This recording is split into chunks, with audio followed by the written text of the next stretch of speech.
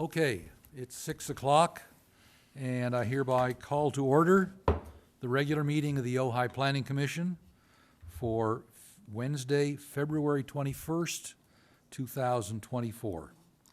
Sherry, would you call the roll, please? Chair Quillisi, Here? Vice Chair Trent, Here. Commissioner Murphy, Here. Commissioner Bennett absent, and one vacancy. Very good. If you'll all follow me with the Pledge of Allegiance. Ready? Begin. I pledge allegiance to the flag of the United States of America and to the republic for which it stands, one nation, under God, indivisible, with liberty and justice for all.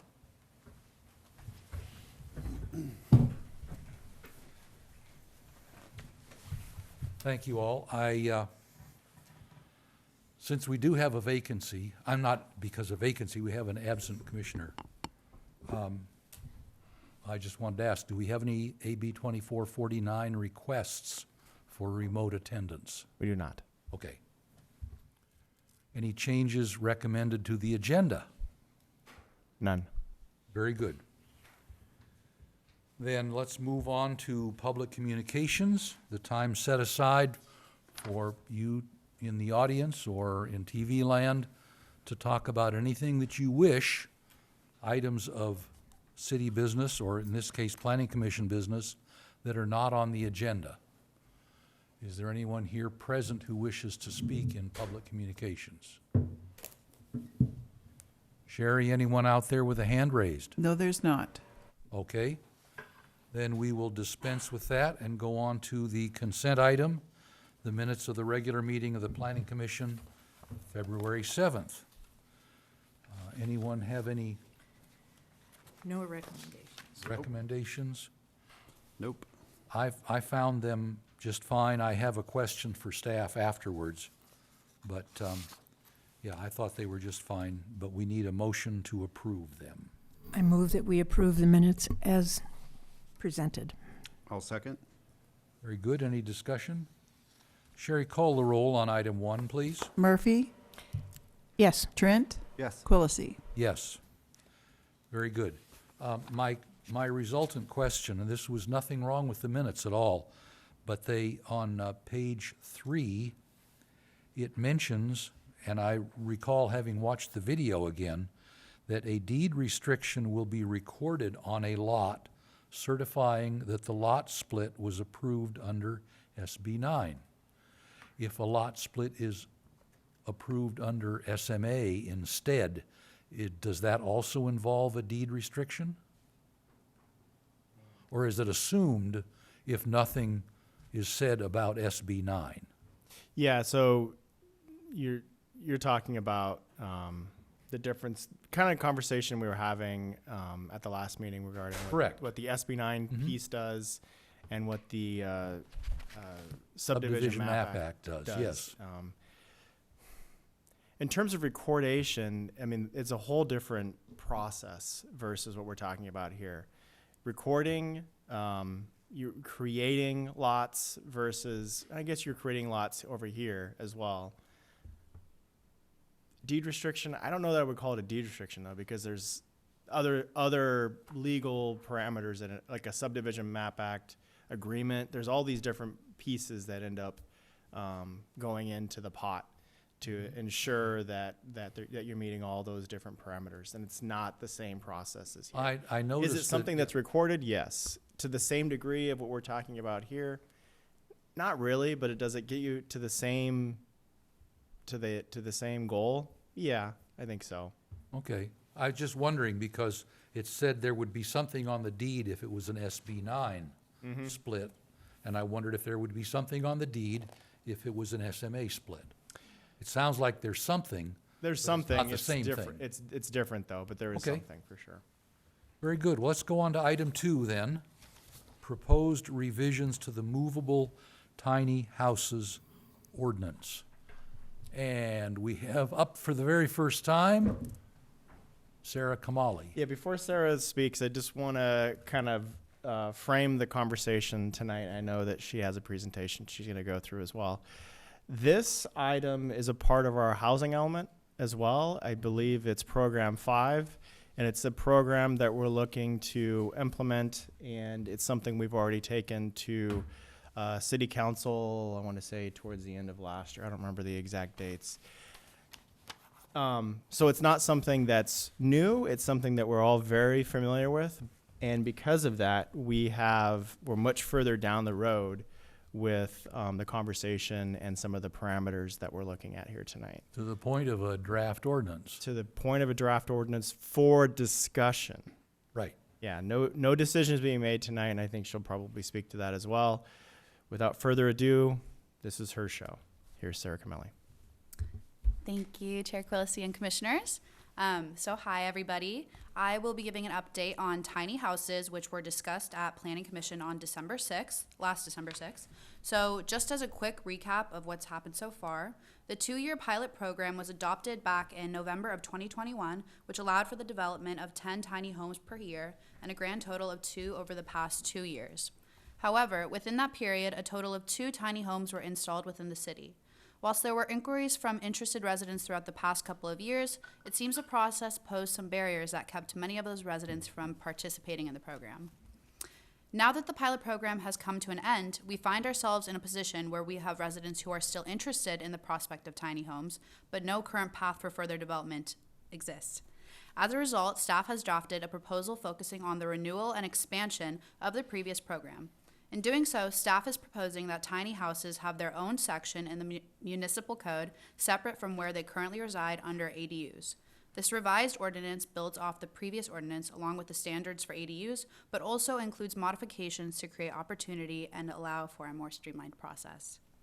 The revised ordinance would address the aforementioned barriers. As an example, participants of the pilot program cited the need for a third-party ANSI inspector to be redundant and difficult to obtain. In response, staff is proposing removing the requirement for a third-party ANSI inspector for pre-manufactured tiny homes as discussed in the last meeting. To expand the possible opportunities, staff has also discussed allowing additional options such as homeowners leasing their land to external tiny home owners or allowing homeowners to build their own tiny houses on site. Third-party ANSI inspections would be required for those who decide to build their own tiny home. Additionally, Planning Commission previously discussed the opportunity for tiny houses to be built on public assembly sites. However, in the time since the last discussion, Senate Bill 4, or SB 4, became effective January 1st. To keep it brief, SB 4 serves to streamline housing development projects on land owned by independent institutions or higher education or religious institutions, regardless of zoning restrictions. With this new development, staff is no longer pursuing this as a proposed revision to the ordinance, but more information in the form of the government code and a fact sheet are included in attachment B. Thank you.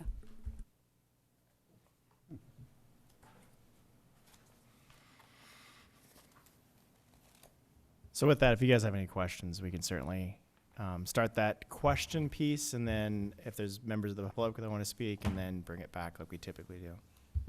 Okay. You said SB 4 allows movable tiny homes in what we here call PL zoned land, schools, churches. Yes, so it would allow for the development of tiny homes and other development projects on PL land, but we didn't want to explicitly state that within the draft ordinance itself. In case, I was talking with Lucas about this, but just in case, say, the government code changes within a certain amount of time, it would already be within our ordinance, and then it would be a whole process to change that again. You say if the state changed that rule, then we wouldn't have to change our code. But do we have to change our code now because that rule, SB 4, is in place? No, my understanding is that because the state law is overruling in this sense, we would refer to the state law and we wouldn't have to change our own code. Yeah, and just to piggyback on that, it's really a use piece. It's just what it speaks to, these two different use pieces. Within the PL zone itself, the zone allows more than just those two uses. If we're including that within, I feel like we're taking away from some of the land use regulations that we currently have in place. leaving it over here on its own to stand on its own 2 feet, kind of like on a shelf for future discussion, and then recognizing that there is this government code section that is now the authority for these 2 different uses. And it's really the conversation that we had pretty in depth at the Or last SB4 meeting. became effective, yes. Yeah, I mean, I wasn't even aware of SB4, and reaching out and doing our research and reaching out to other cities. And then we ended up having the city attorney's office provide us a brief on it as well. Come to find out that it was coming online. I didn't realize that it was coming online. But now recognizing it and seeing it in its full form, it really encompasses a conversation we were having at the last meeting. Where we were really kind of struggling with the density and how does that work and all those different Oh, yeah. pieces. Remember that? Yeah. It's in black and white in the government code now. Okay, that's fair. And so the permitted zones in the draft ordinance don't include PL, but you're saying the state law does. Right. So it's not necessary for us to put it in the code? Correct. But we've put everything else in the code. We've thrown it all kind of in there. We could look. Here's the reality. Could it be in here as a part of the PL? Yes. If this body, you as the commissioners, say, "Hey, let's include PL within this," absolutely. My recommendation is not to. So it'll still be there, it just won't be in black and white in the code. Correct. As a use versus allowed per the zone. If that makes sense. There's a use, and then Didn't make sense. It's a there's permitted land use. permitted land use within that In that specific zone. zone. There's more than just those 2 uses within that PL zone. There's a number of other uses that are allowed. By putting it into that category, you've lost some of that land use regulation by putting it into that category. For PL, it is kind of one of the last remaining zones that has fairly unique parameters, kind of like our open space and our ag. And it doesn't necessarily have all the mixed use pieces that you see in the other zones and residential pieces. You put it in that category, you're going to have a heck of a conversation in the future if you want to move it back out. We have the land use tables earlier in chapter 2. We have 3 different land use tables right now. Correct. And one of them, I think it's the third one, 2-6, includes PL. But are you proposing that we will eventually modify those land use tables and put in movable tiny houses in all these other zones, but not in PL? No, because Not proposing that we put this in the land use tables at all? Just in 10-2, 17-12? correct. That makes sense. Yeah, let it live there Yeah. for the time being. It lives on its own. On Okay? an island. It's an island, yes. To a certain degree, tiny houses is Yeah. what we're proposing here is for it to live on its own, not a unit that's being shared as it has been in the past with ADU law. Got it. In terms of borrowing a lot of those rules and regulations, having it kind of stand on its own. Different enough that 2 it feet. makes sense to me that it is in a different part of the code than ADUs. But they're both in the land use tables. Correct. From a I'm comfort, sorry, only one of them's in the Only- land use tables. yeah, And we're proposing not to put the second one in. correct. That's that's staff's recommendation moving forward. Now, if the commission wants to move in a different direction, then so be it. Okay? Any other questions for staff before we look to the public? Yeah, just, I guess my question is on the change. So just to make sure I understand that, the main change is, we're still, if somebody wants to build their own tiny house, they still have to get a certification. One of the problems we were having is that that certification or that body didn't do those sort of field inspections. So how would somebody go about getting certified for a tiny house they build on their own property? I've done further research as to whether there are the third-party inspectors. While it is difficult to find them, I was able to identify one possibly I'd have to like call and follow up and see if that's a for sure solution. There was also another organization, Pacific something. I wrote it down actually. Oh, Pacific West Associates Inc. And they're based in Wyoming, Okay. but they do ANSI inspections, and it's listed California as a possible spot. areas. Again, I have to do further inspection, sorry, I have inspections on my mind, Yeah. but investigation, and then come back to you guys at the next meeting to give you a more detailed response on that. Okay, but we're still putting it in here as a requirement that they need. It's. Right. It's, And- it sounded to me like it's now an option instead of a requirement. It's one way you might achieve the certification, but it's not required that you do it that way. Yeah, so if you end up building it from the ground up Yeah, on site. Right, you can buy that's- one pre-manufactured that's already got the certification. Right. Yeah, The that was a big struggle, change. right, the struggle that we found with the two that we ended up citing in the city was the third party Yeah, yeah. requirement. 'Cause Now there initially- was Oh, go ahead, sorry. there was an out, but the reality is that everybody thought they had to do the third party as a part of it. Now we Right. can't find a third party. Yeah. And they would have it would already be certified by the manufacturer. They wanted to put it on site, and then we were saying, well, you still need to get it, somebody to go out and inspect it once it's on site. Yeah, and That's part what's of the confusion was, do they go out and do the third party inspection at the manufacturer? Do they wait until they get it here? What's the purpose of doing it all together?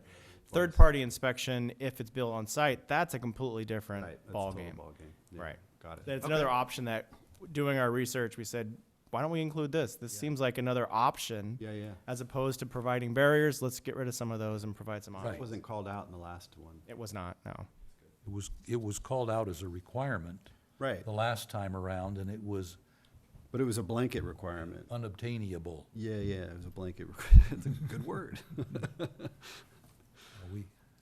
We used to talk about unobtainium as a material Yeah, that you could not find, yeah.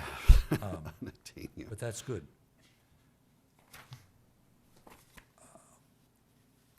More questions? Yes. On page 3 of attachment A, item G, it seems to require that the tiny house be situated behind the primary residence. Now, we have people coming to us all the time needing to put their swimming pool or something on the side or even in the front. And that requires a CUP. So if somebody had an unusual lot that required them to put it elsewhere, is that, they would just come and get a CUP for that? I think the last one we did was a CUP, it was a DRP and a variance, Yeah, it's not other actually, than a CUP. it's not a conditional use permit, it'd be a variance. Because A what you're doing variance. is you're asking for something that's beyond the parameters of the code, so height or square footage, Okay. lot coverage, something like that.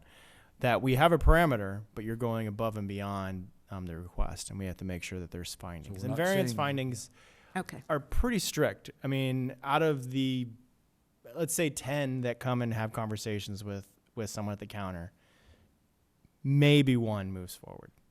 Maybe. That's a big maybe, right? Like there's specific qualities and qualifications for it. And typically when this body sees it, it's a squint test. It totally makes a lot of sense from a variance standpoint, or else we wouldn't be recommending it. Right. So- We're not saying you can't do it, we just say you have to come make a case for it. Correct. Yeah. Okay, also, on page 6 of 7, item C, the tiny houses shall be connected to the public sewer system unless there's an existing private sewage disposal system approved. I'm asking if in a situation where, like the Arbolada, if there was a big lot and they wanted to put multiple tiny houses on there, who says to them there's a limit to the amount of sewage that you can add to this ground? Does the CBO do that? Can we answer it? Yes, but then I have a follow-up. Okay. So here's, we've had this situation come up recently where there was a piece of property. I mean, obviously we don't name names or addresses in these cases, but in our conversations with this body, this property owner, they were on septic, and they wanted to expand that septic so they could build an additional unit. So the process requires it to go through the certified building official. In addition to that, it's the regional. Environmental Health Division.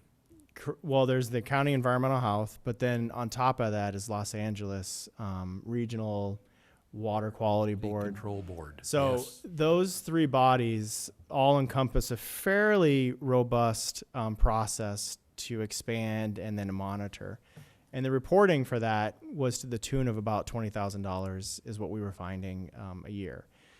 And that was a cost that they weren't really interested in incurring. So instead they found other ways in which to address it, which was basically connecting to existing sewer.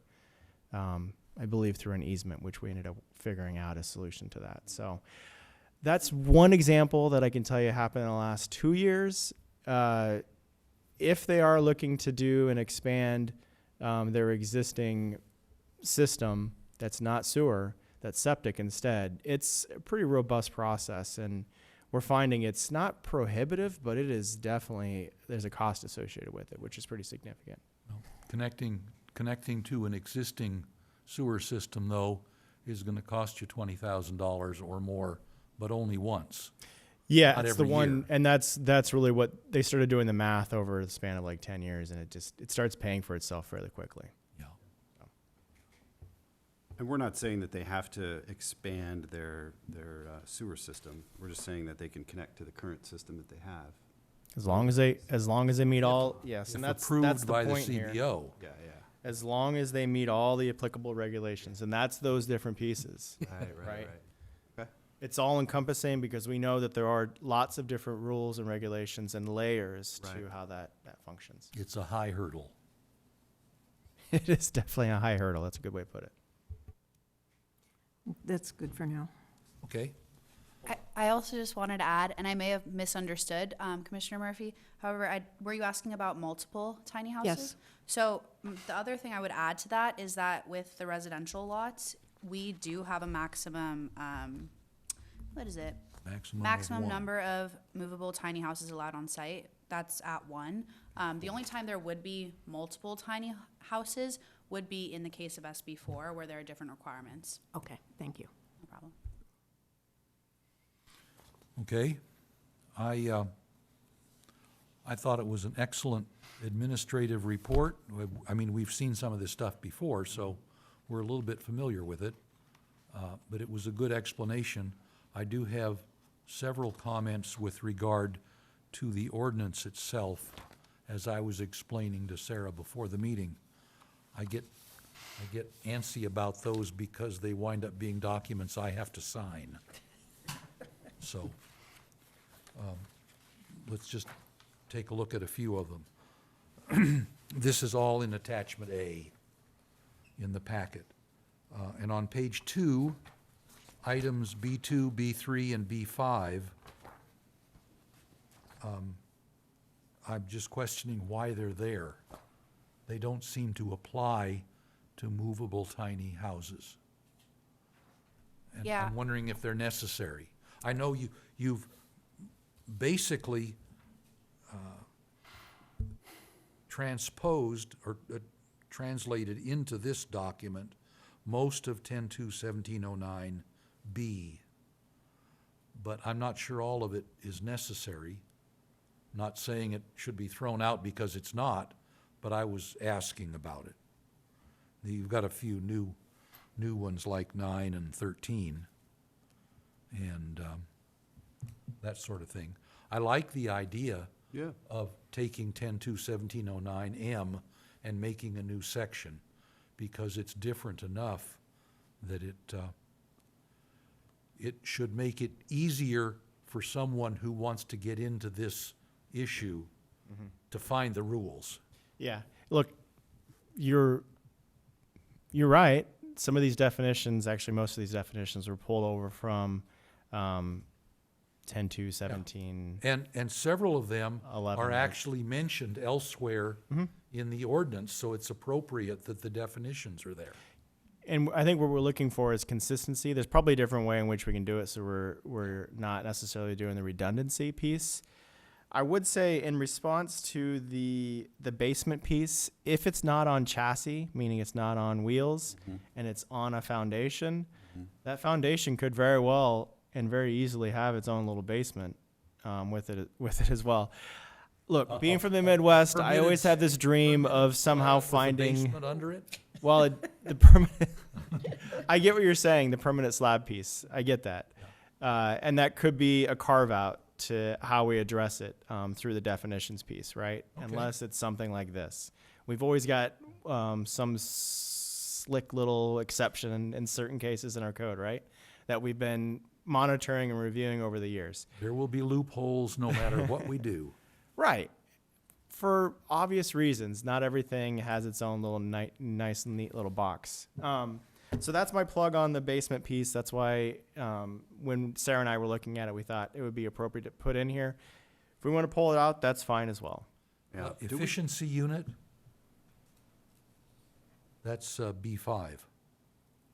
I just wondered why it was there. Yeah, it's efficiency unit because that is really, I mean, yes, it talks through ADUs in terms of the size that we're looking at there, but an efficiency unit is defined specifically as being, I believe, a minimum of 240 square feet. And the movable tiny home can be smaller than that, 150, yeah. right? And I didn't go back and do another electronic scan, but I didn't find the phrase efficiency unit elsewhere in the ordinance. Oh, it wasn't elsewhere within ADU law? Oh, it's in ADU law, Right. but it wasn't in the proposed 10-2-17-12. Oh.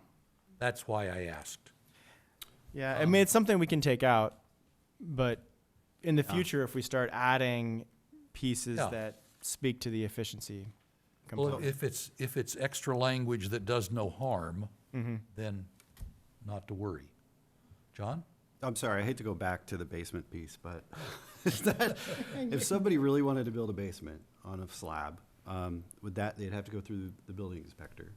And is that does our code allow that? Our building code allow for basements? Yes, It does. that has standards, yes. Okay. Considering even our groundwater gets pretty high. Yes, it's the same conversation we have. There's a lot of clay here that expands. I'm not and saying- contracts. It's not necessarily a smart Great move. idea. It's not ideal, but it is an option. Okay. And all right. there's parameters in which you can follow per the building code I'll that just would show allow them pictures for of the it. skate park. This is what you're It's one example. gonna look like. I'm not saying that's the best Some example to pump be using. failed, I know. I guess. I don't know what happened. Look, I'm not going to get into the details of it, I'm but there just- I are digress. solutions to it. Yeah. A little errata on page 3, item B 14A and item C1. In both cases, there's a phrase on chassis, C-H-A-S-S-E. I had not seen that. I thought maybe it was French, but it looks like it might be a French word. Oh, But I chassis. think it should say on a chassis, C-H-A-S-S-I-S. I like chassis. Yeah, I thought it looked really cool, but We could define it if if the you want. rest of the code's in English, maybe we should stick with that. People might have a hard time trying to find a chassis. In item C2 on the same page, it says built to meet ANSI 119.2 or 119.5 or NFPF 1192 standards. And 1192 does not appear in 14A, just above it. Should it, or should it be neither place?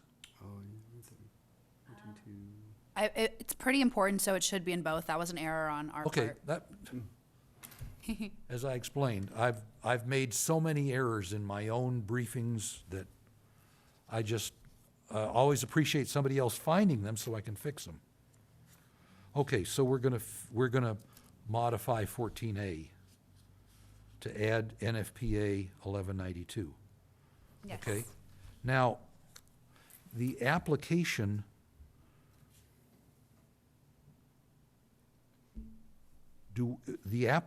this is paragraph C on page 3, it still says submit proof that the tiny house has been certified by a qualified third-party inspector.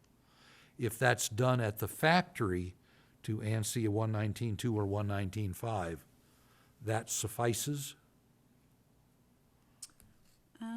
Or what is an independent third-party inspector? That's not an employee of the people that made the tiny house? So that would be requiring further research, but there were, like, the inspectors that I was speaking about earlier who, it needs additional research, but I do believe that there are third-party inspectors that are out there. They're outside of the actual manufacturers of the tiny homes. Okay, is it staff's intent in this proposed ordinance that certification to ANSI 119.2 or 119.5, much less NFPA 192, if that certification is done by the manufacturer, is it staff's intent that not suffice?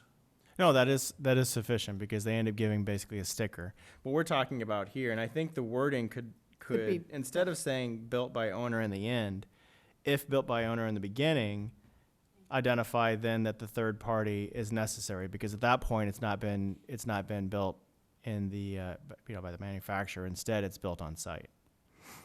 That's good. So that's a Okay, different okay, it's a so different standard. we just need to altogether. work on I that think it's just the application reorganization. paragraph there Yeah. to make it clear that manufacturer's certification would suffice, but if you don't have that, then you need this independent third-party inspector. Correct. So Yep. however you want to word that, Yeah. I think that was staff's intent. but Absolutely. Wanted to make sure. Yeah. Okay, we talked about the PL zone. On page 4, table A, where it talks about setbacks, it says, and as further defined in subsection B.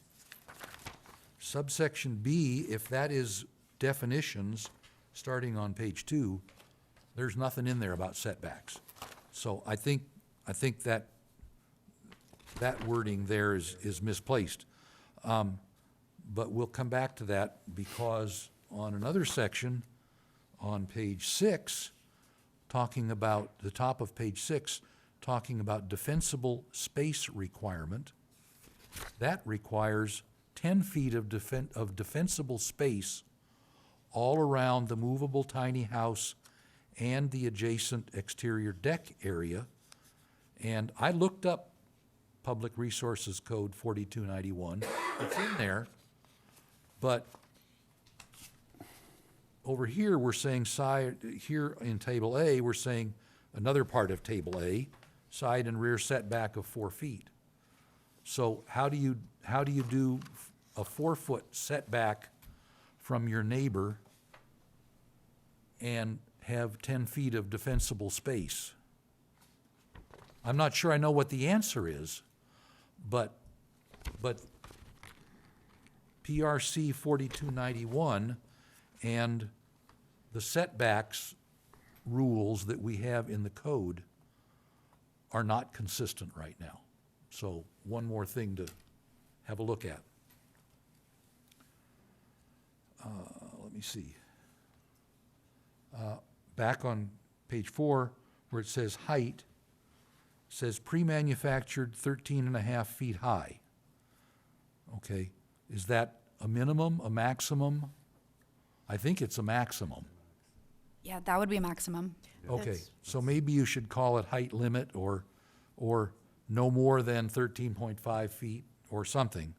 And I would be interested to know what the Department of Transportation guidelines are for towing a home, because I've seen lots of freeway overpasses where there's more than 13.5 feet. And that's, and if you add this 13.5 feet to the height of a trailer bed, so I'm curious what what the real rule is there from the Yeah. Department of Transportation. Maybe citing it would be a good thing. I like citations of state code or federal, because then if they change, then this doesn't have to change its wording. There's also a reference to height on page 7 of 7 in number 2, in which they're Does not using exceed 16 feet, yeah. feet. So it's another height variation. So we need to understand the inconsistency.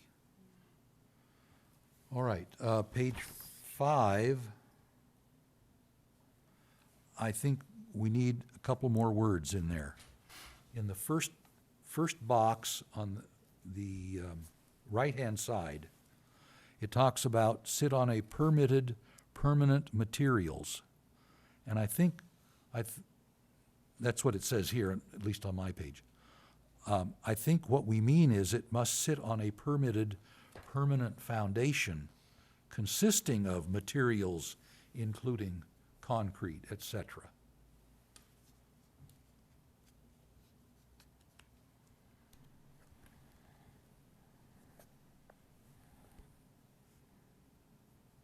And the next one down, emergency and rescue openings. This one really threw me. We're drawing ellipses on the side of the structure or something and figuring out how big the window is and all. Where did this all come from? Is this a federal law? Or is this a state law? Or if it is, we might just cite that. And I believe it came from our legal team for ADUs. This is taken from ADUs, and they came up with this specific wording. So we could ask for further clarification on where exactly it came from. Yeah, I mean, if there's a specific state or even federal citation, we could easily just plug that in, and as that adjusts, we wouldn't have to adjust this right, language. my thought too. I read this about 3 times and I still don't understand it. If I wanted a movable tiny house in my yard, I'm not sure I'd know quite what to do with it. We talked about the defensible space requirement. Note C, this is page 6 now. Note C, under the table, it talks twice about connecting to an existing private sewage disposal system if approved by the building official. That appears twice in the note, not necessary. And then page 6, item E, about fees. It says no connection fees, capacity charges, school district fees, or similar impact fees shall be assessed on a movable tiny house by the city. I agree, absolute gospel. But utilities may charge those independent of any of the city's police powers. And I think it would be useful to say so that people reading this don't think that there are no fees at all. I mean, I paid impact fees to the school district when I remodeled my house. I didn't put in a movable tiny house, but I did other things, and I was hit with impact fees. And if I were connecting to the sewer, I would have a connection charge or a capacity charge. And so just adding words, something to the effect, but utilities may charge fees as allowed by state law, would make it clear to everyone that the city's not going to come after you for anything, but other people might. And, the last one, this one had me going for a while. This is page 7, and it's item I, dual permit requirement. And the text there I thought was quite clear, works well, but in 3 different places it says the requirements of this subsection. And I'm not sure what that refers to. When we went earlier as a planning commission and we went through pieces of Title 10, primarily Chapter 2, like this. And we made changes to references internal to the code. Then we wrote them out. So we said this, instead of saying this section or this subsection, we would say 10.2, 17.12B, or whatever, and with a title, so that people reading it would know. But in this case, I'm not sure what is a subsection. If the subsection is this thing with initial I, the requirements of this subsection are that you get approval by the director, period. If that was staff's intent, then let's leave all those just as they are.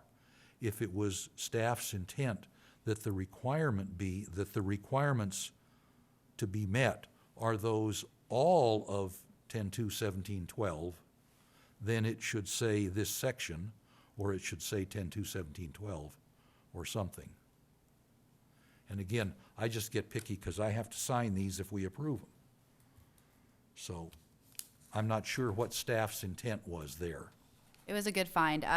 My understanding of what happened was, since this was living under ADUs and movable tiny homes was the subsection, that's specifically what it's referring to, the subsection under ADUs. It would have been 10.2, 1709M. Yeah, Okay. but yeah, it's a good But catch. it's no longer the same thing that we're talking about. Yeah, Okay, great. So if you just say section there instead of subsection, those three places, I think it works. Got more? Just a quick question on attachment A, page 4 of 7. The table. The table, there's stories, and it says single story allowing for a lofted area. Just a suggestion, can that lofted area be put in the definition of what a lofted area is? I like that, so Good yes. catch.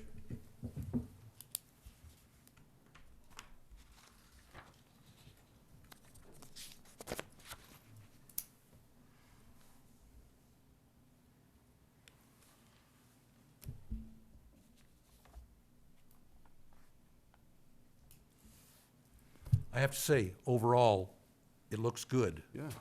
There's a few nits to pick, but there's always a few nits to pick, so. But, Appreciate it, thank you. but I like what you've done here, and when you come back with a clean ordinance, I would be in favor of incorporating it as a separate part of Title 10, Chapter 2. Chair Quillisi, I think that a speaker's card was turned in for this item. Oh, Pass that, okay. yeah, pass that. I hadn't seen it. Thank you.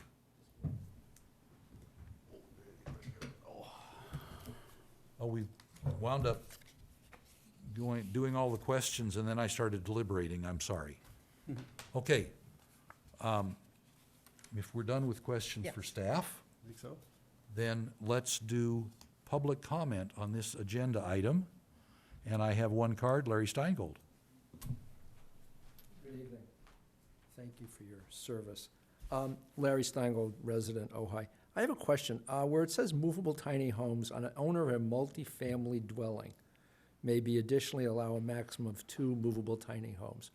You mentioned the maximum was 1, right? This says 2. Okay, so I think there's a conflict. But, so if I have a house and I have a junior something, whatever it is. Junior ADU. Right, and then I have an ADU. I can also have 2 of these. So which means if I have room, I can now have 5 places on my property. Larry, can you Multifamily zone? specify Oh, I'm where sorry. you're reading that from? I don't Number think- 2, number multifamily H. Yeah, it's on attachment A, page 6 of 7. It's on the bottom. Right, and I'm like, okay, so Okay, thank I'm you. on Drown, I have a home, I have a junior ADU, I have an ADU, I can now have 2 of these.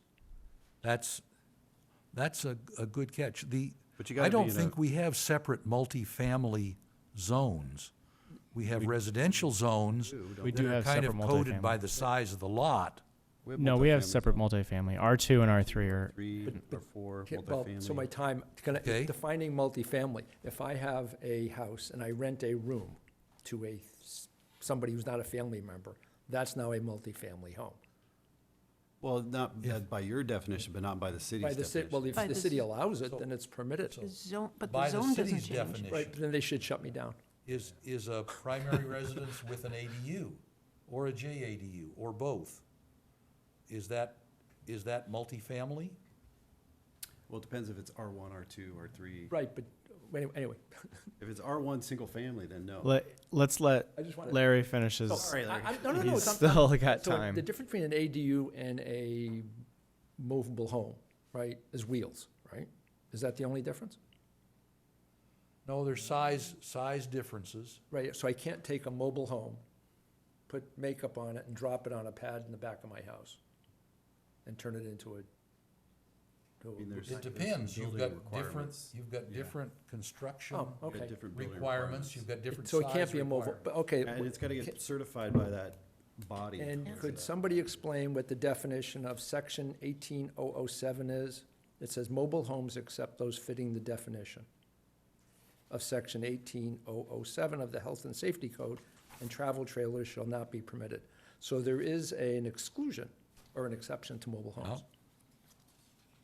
Where is he?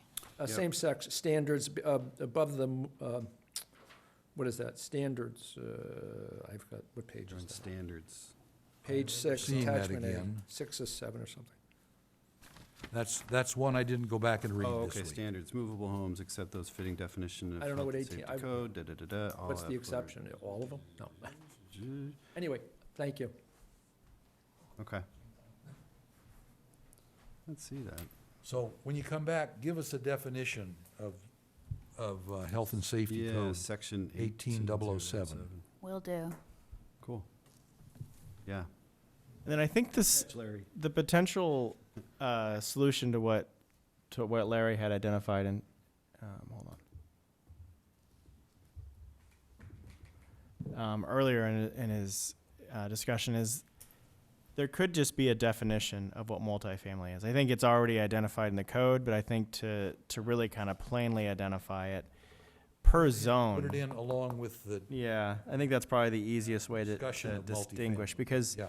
he is correct, and the reality is that if you look at ADU law, it mirrors a lot of what's said there. We did Sure. dress it up a little bit more for A lot of it's this applicable.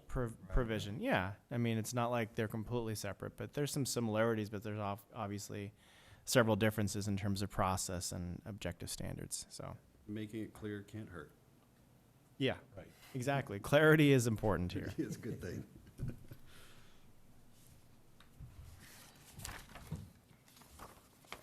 Okay, Okay, did we, I think I'm good. do you feel like you've gotten enough to do another do on this one? Definitely, yes. Okay. Thank you for that. I appreciate all of the input. Yeah. We appreciate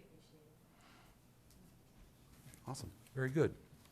Well, let's move on to item 3 then, the housing element programs and a discussion with emphasis on objective design review standards, program number 15. I like the way you keep presenting this, by the way, so that we know what all the programs are. And 15 is over on the 3rd page. Yep. So I'm not going to go over the programs. We've done that a couple of different times and Yep. started looking at how we would organize it and all the fun facts that go along with each of these. I'm not going over that tonight. Instead, what I'm highlighting is Program 5 and Program 15. Program 5 is the tiny houses, 2-year pilot program that obviously sunsetted, and we just talked about that right now. And just know that obviously is going to be moving forward. We'll have that on agenda Nice. for this body to review and make consideration through a resolution in the future. Instead, what we're going to focus on tonight is Program 15, which is the objective design standards, objective standards, however you want to paint the picture. These are standards which are clear to a reader, to the developer, to staff, to anybody that's reviewing it, consistency. And there's not necessarily a subjective review or look at it. you're understanding it with a clear conscience and understanding of it. And typically it's done through numeric provisions. And here, what I've provided for the commission for a discussion, obviously this is a discussion tonight, is 3 pieces of information. The first piece is something that the California League of Cities put together in terms of a workshop or some sort of symposium last year. And it really does an excellent job of kind of frameworking it and kind of breaking it down into simplicity. And I think that's necessary for something like this, given that I looked at maybe 10 different cities, and out of those 10, I pulled two that we're looking at tonight. And of those 2, it kind of provides us with a framework, a wire framework of what we could use, and then one that literally goes down the rabbit hole and probably gets lost, and that's Temecula. Temecula literally went down the rabbit hole and said, hey, we are pro-development 100%, but if you're doing it, you have to do it this way. And here's about 80 pages of design, objective design standards to follow. Gilroy did not necessarily do that. They said, hey, these are our standards, follow these. End of story. And it's covered in about 8 to 10 pages. There's some sort of a balance, I think, that Ojai is likely to fall into, where it's borrowing some of these standards for each of these and coming up with some objective standards for us to live with and for this community to live with. Recognizing that it's not we could do this. No, we shall do this. This is a requirement that we have. It's a housing element program whereby if we do not do this, there is potential ramifications from HCD in that matter. Okay. I think it's important to understand, too, that just using numbers doesn't make it objective. Correct. There's a combination Say of you the can two. have an ADU, but it can be only 3 feet tall. Well, nobody can build one of those. Yeah. But it's a number, It's a number. so. Yeah. So I think it's important to note, if you look at attachment A, it really goes into a lot of really, it's actually not attachment A, it's attachment C, which C. covers, so Right. C covers the objective design standards. And if you look at the way in which the design standards are covered, it breaks it down into what is objective standards in terms of the black and white nature of how they live within a municipal organization. And then there's design guidelines, which are subjective, right? Which is what a lot of our design review permits have. They have subjective standards. There's some objective standards, but for the most part, our design review permit lives within the subjective world, for the most part. Here, what we're looking at doing is creating those objective standards for critical applications, like your SB 330, your SB 35, and the housing, what is it referred to as? The Housing... Accountability Act? No, Housing Crisis Act, sorry. So many different housing acts that we reviewed back in October of last year. But I think it's important to understand that it's not for everything. It's for projects that end up qualifying. And you'll see that as we develop these standards. And that's kind of covered here within the Temecula standards, the objective standards, as well as the Gilroy. It breaks down with the purpose. And if you look at the Gilroy and the Temecula, the purpose is founded kind of in that same format of this is what it's for, this is what it isn't for, right? And that's what we're looking to do here, is identify what qualifies for it and what doesn't qualify for it moving forward. So not all projects. Obviously, there are projects that will continue to be subjective. They live in the subjective world. But we have an obligation, and we've put it into this role, and we put a hard date of end of 2024 basically to do this. So we need to start that now, and that's why we're having this discussion tonight. So to Chair's point, so who comes up with the counts and measurements and ratios and calculations? How are those created? Yeah, so those are going to be living in a vacuum. as staff develops them, and then they'll be out here for discussion. Okay. I mean, Okay, so staff will do research on that is probably the only. I mean, we're using examples from other cities, Right. but those examples from other cities and borrowing those standards from other cities Yeah, it might not be. may not be applicable. Right. And I think not only that, but we're gonna have to probably find some generic examples where we're not necessarily saying a specific address Right. or a specific area, but hey, in this scenario, Right. here's the example of how the subjective standard would work, right?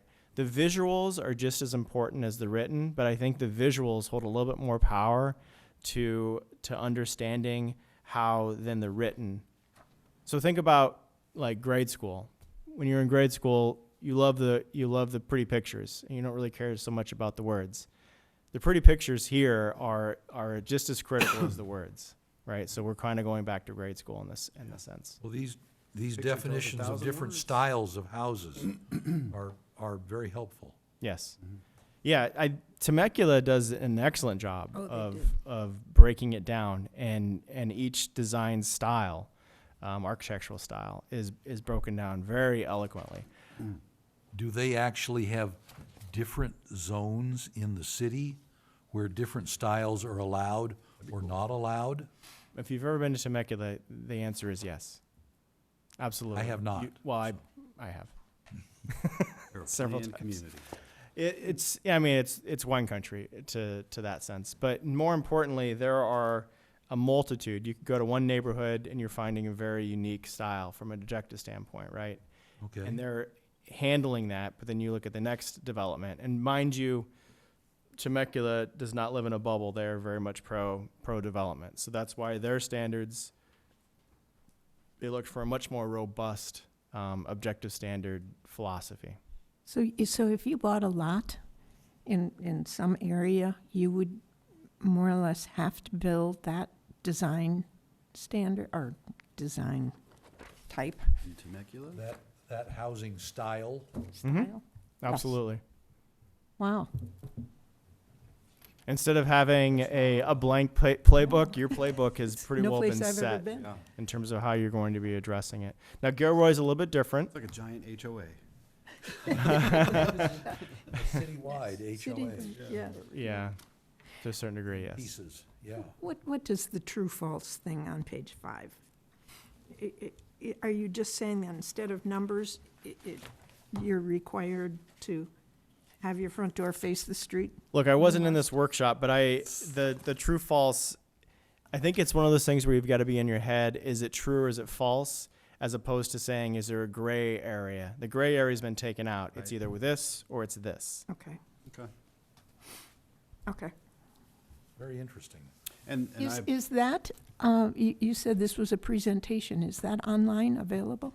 I didn't see the presentation online, but if I reached out to California League of Cities, I could probably get the presentation. That would They be, record all these, yeah, so. everything's recorded these days. Well, this That would be very attachment C interesting I'm if keeping. you can get it. This is excellent reference material. Yeah.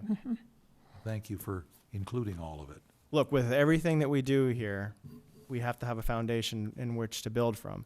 Gilroy and Temecula are examples, but the foundation really lives with the California League of Cities in terms of breaking it down in simple terms, I'd say. Even the scorecard for me, when I first looked at that, I said, what's a scorecard? yeah. I was saying that. How is that being used as an example? Yeah. Temecula uses it as an example and does it very well, which I thought was interesting how it transformed from the California League of Cities in terms of just using generic examples and having it practically be used within a municipality. In detail, that's what this means. Exactly. Yeah. Exactly. Cool. Very good. Well, did you want, so what staff is working on under Program 15 is establishing a set of objective design standards. Correct. Starting with the purpose, definitions, and then what each of those objective standards will mean and why and when they apply. And it seems to me that when you get to instantiating those objective standards in the code, which I presume they will have to be at some point, that there are gonna be some over here and some over there and some in a third spot. So we're eventually gonna get back to, here's our program, here's our recommendation of objective design standards, and here is a text amendment that changes 42 places in the code that puts these objective design standards in place of what's there now? Is that, Yeah, that's the that's- general idea? That's the general idea. Okay. And good. here's the thing, when this comes back with the objective standards, it's not gonna come back with an ordinance. It's gonna be similar to what we've just done tonight with the tiny Yeah, houses. yeah. It's, here's what we're thinking, let's discuss it, Right. see where we're at. Not a hard and fast rule of, here's your resolution, here's your ordinance, make a decision.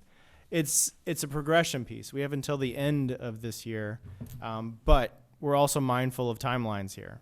And we're not gonna sit our hands here and wait. And we poor uneducated in a planning sense folks here are gonna have to see it more than once Yeah. before we render a formal decision. This is something new, and look, there are a lot of cities that have done this, but there are also cities that haven't. I mean, I was reaching out to cities saying, hey, do you have these yet? And they're like, no, it's in our program. I'm like, okay, so you're in the same boat. Okay, I just want to make sure.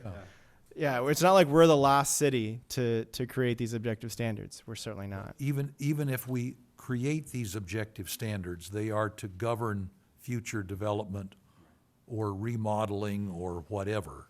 Correct. They will live. So the And eclectic it's- nature of Ojai will persist. It will, yeah, and I think what's important to note, just generally speaking, is there is still the design review permit, the DRP, that exists as a subjective nature. And we'll be identifying when those objective standards would be put into place based on specific types of projects, qualifying projects. So it's not like objective lives throughout the entire document for the rest of its life. No, it's to satisfy specific examples, and we'll go into that more. Yeah, but Is it like your- if you have like a ministerial action, you would still go through these same objective standards, correct? If- Like one that's not coming to this body. One that's not coming to this body we wouldn't even be looking at the subjective standards, because if You look at these objective standards. if it qualifies, yeah, it's got to qualify. I'm not going to say yes to that Got to meet automatically. the objective standards to qualify. The project has to meet the specific. Let me just frame it generally. The project would have to qualify to be within those to qualify within the objective standards. I didn't use qualify in the correct term. I see what you're saying. You see what I'm saying though? It's not that. So like, let me just give you a generic Projects example. will fall outside of this. Yes, Thing. absolutely. Got That it. will still be the case. It could still be ministerial. And within the program, we identified that. Like, for instance, SB 330. Right. Those projects fall into the objective standards, right? SB 8. Those qualify under the objective standards. A single family home, new, subjective. DRP, full process. Right. Two different ways of Okay. reviewing it. And eventually those will be in different parts of the code. That's exactly what we're going to be Okay. proposing. Your aim or your goal is to finish this by December, but what is the actual requirement? When is your drop dead date? You must have this done. Yeah, December 31st of this year. It's a must. It's a must.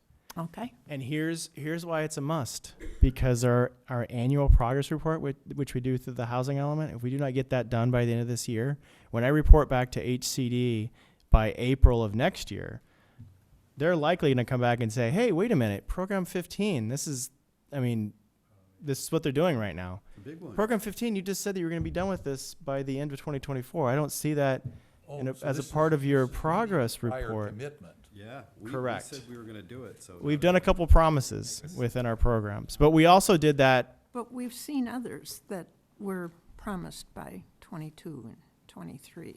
Yeah, so those I've already had conversations with HCD, and they recognize that, hey, you never got it certified until 2023, And one of them actually says 2022. I'm like, how is that even possible? You could have very well changed that program altogether. Like, we understand that. Here, we're identifying within this year, we shall address this. Okay. So Look forward to it. yeah. And I should also mention, this type of discussion has been, we've already had this through subcommittee. Both Vice Chair Trent and Commissioner Murphy, we've been working through these housing element Housing programs. committee, yes. Yeah, and this is the program that in our conversations we identified, yeah, this one needs to be addressed first. And we just recently had a subcommittee meeting to kind of talk through some of that. So, and talk through SB9 information as well, which went forward as a fairly lofty and heavy discussion last meeting. Yep. Right. So, Cool. And I'm assuming as you guys put your pack together, you'll include examples like they have in here, like Temecula. yeah, we can. Are we looking for different examples as well when we put Not this together? necessarily, No. I like could- I like some of the stuff that they have in here. We could pull from cities. I will admit, I looked at a couple of cities in Ventura County, and I wasn't horribly impressed. That's kind of why I went outside the boundaries of Ventura County. Not having anything against any of the other cities. It's just I get you. I was looking for something a little bit different. Sounds like the vast majority of cities get an incomplete grade at this point anyway. Well, there's several that do have them, but I'm not sure that they are worthy of even having a discussion, to be fair. Okay. Which is why I pulled these two. I think these kind of have a different flavor. Yeah. Can show you how far you can go and just kind of the bare bones of how you can meet those parameters. Okay, well, it's a fairly complex and Yeah, this one. lengthy topic. Maybe we can Great. cover it in pieces as we go.